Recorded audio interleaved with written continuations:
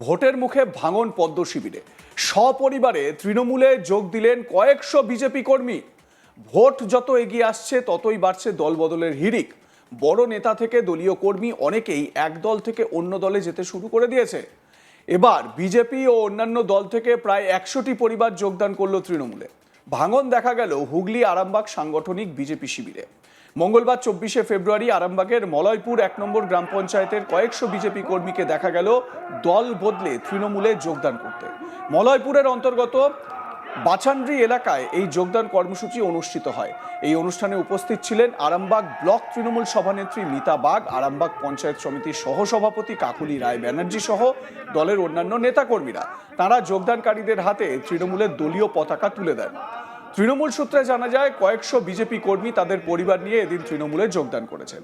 এ বিষয়ে বিজেপি থেকে আসা কর্মী সাহেব ক্ষেত্রপাল বলেন, 5 বছর আমাদের দলের বিধায়ককে দেখতে পাইনি, মানুষের কোনো প্রয়োজনে পাশে থাকেনি, তাই বাধ্য হয়ে বিজেপি ছেড়ে তৃণমূলে যোগদান করলাম।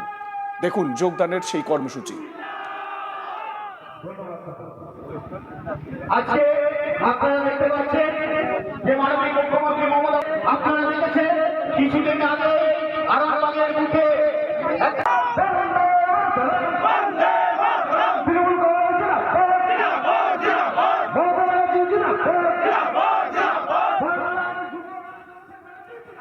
বিজেপি থেকে তৃণমূল কংগ্রেসে যোগদানকারী সাহেব ক্ষেত্রপাল কি বলছেন শোনাবো আপনাদের। প্রায় 1 বছর পরে আমি মলয়পুরে এলাম। মলয়পুরে টোটাল যে বিজেপি সংগঠনটা আছে সেই সংগঠনটা আমারই হাত ধরে তখন যুব মোর্চা, তখন 2018 সাল থেকে আমরা সংগঠনটা করে আসছি। এখানে অনেকই নেতৃত্ব আছে, সব যারা বিজেপি করে আমাকে চেনে। তো আমি একজনকে জাস্ট ফোন করেছিলাম বিজেপির ভাইকে, তার আমি নাম নিচ্ছিলাম, যে বলেছিলাম ভাই আমি মলয়পুরে যাচ্ছি। তো 2-3 দিনের আগে বলছিলাম দাদা আমি তো আমরা সব জয়েন হবো, তো এখন ফাইনাল করতে পারছি না, তোমাকে শুনিয়ে রাখছি। তো বলেছে তো আমরা সুদল অঞ্চল আমাদের 39 জেডপি যে মণ্ডল আছে, 5টা জেডপি সুদল অঞ্চল, ভাদ্রন অঞ্চল, মলয়পুর 1, মলয়পুর 2, মায়াপুর। তো আমাদের এই 5টা অঞ্চল মিলিয়ে আমাদের জয়েনিং হয়েছে 100 পরিবার থেকে আমার বিজেপি ছেড়ে তৃণমূলে জয়েন করলাম। 100 পরিবার বিজেপি ছেড়ে তৃণমূলে জয়েন করলেন। 100টা পরিবার তাই জয়েন করলেন। মূল কারণটা কি? দেখুন মূল কারণ হচ্ছে আমাদের যে মধুসূদন বাগ তিনি জনপ্রতিনিধি, এবং আমরা যখন বিজেপি করতাম আমরা হচ্ছে নেতৃত্ব ছিলাম, আমরা সংগঠন করতাম, আমরা হচ্ছে সংগঠনের ছেলে। তো সেই বিধায়ক যদি না পাশে থাকে পরিবারে কী করে থাকে?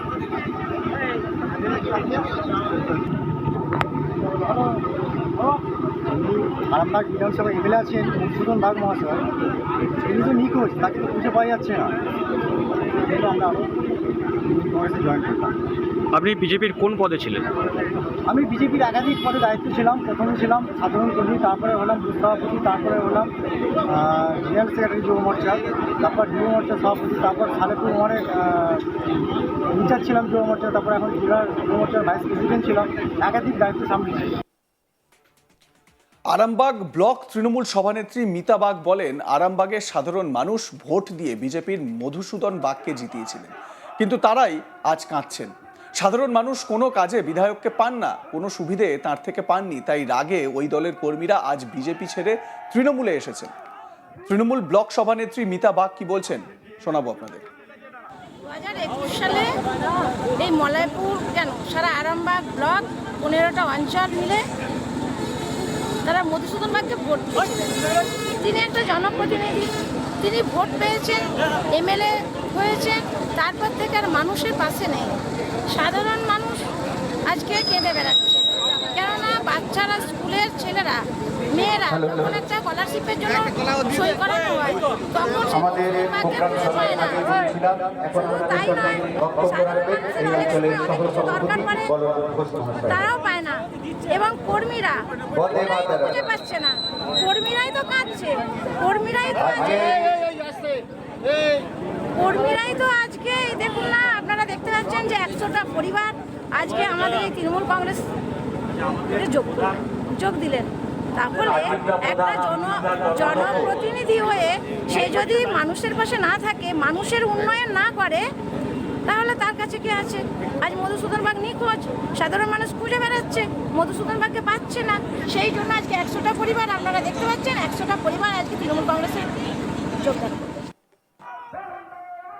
পঞ্চায়েত সমিতির সভাপতি কাকলি রায় ব্যানার্জি তিনি এ প্রসঙ্গে কি বলেছেন শোনাবো আপনাদের।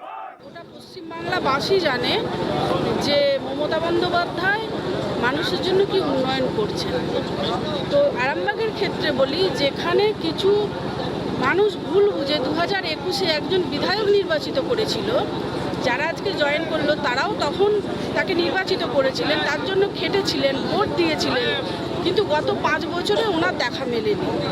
তাই ওনারা দেখতে পেয়েছেন যে মমতা বন্দ্যোপাধ্যায় জাতি, ধর্ম, বর্ণ নির্বিশেষে এবং কোনো রাজনৈতিক দল না দেখে মানুষের উপকার করে যাচ্ছেন। আর তারা যার জন্য এত পরিশ্রম করলেন, যার জন্য এত খাটলেন, যাকে বিধায়ক করলেন, তার টিকিটি পর্যন্ত নেই, তিনি নিখোঁজ হয়ে গেছেন। তাই তারাও দিশেহারা।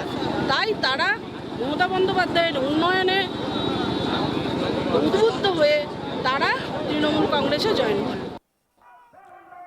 অন্যদিকে আরামবাগের বিজেপি বিধায়ক মধুসূদন বাগ কর্মীদের বিজেপি ছেড়ে তৃণমূলে যোগদানের ঘটনা অস্বীকার করেন। বিধায়ক বলেন, তৃণমূলের পুরনো কর্মীদের নতুন করে আবারও তৃণমূলে যোগদান করানো হলো, এইসব নাটক। কি বলেছেন বিজেপি বিধায়ক শোনাবো আপনাদের।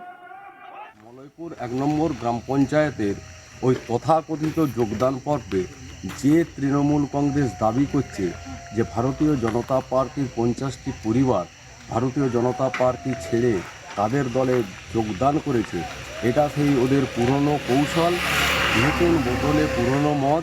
যারা সেই তৃণমূল করতেন তারাই আজকে আবার নতুন করে তৃণমূল করলেন। ভারতীয় জনতা পার্টির কোনো কর্মী, কোনো কার্যকর্তা যাননি।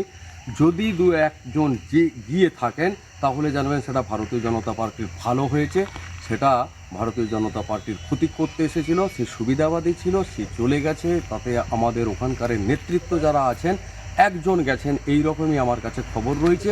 তো তৃণমূলের এই তথাকথিত যোগদানের বিরুদ্ধে কিছু আমাদের বলার নেই।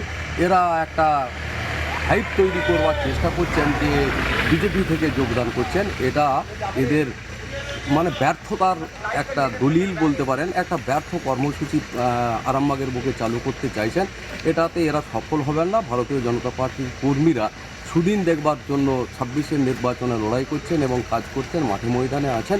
অতএব এদের যা বক্তব্য, এদের বক্তব্যের আমরা তীব্র ধিক্কার।